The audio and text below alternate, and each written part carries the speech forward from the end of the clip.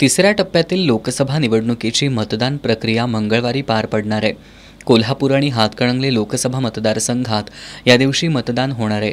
मतदानादिवशी जिल्ह्यात कोणताही अनुचित प्रकार घडू नये यासाठी पोलीस प्रशासनाकडून कडेकोट पोलीस बंदोबस्त तैनात करण्यात येणार आहे।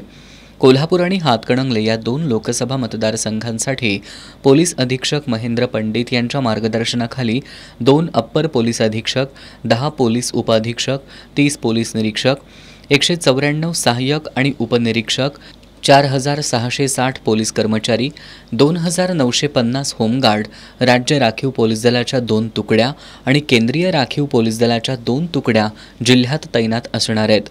आज जिल्ह्यातील 2 लोकसभा मतदारसंघासाठीच्या पोलीस बंदोबस्ताचं वाटप करण्यात आलं। संवेदनशील मतदान केंद्रांवर पोलिसांची करडी नजर असणार आहे।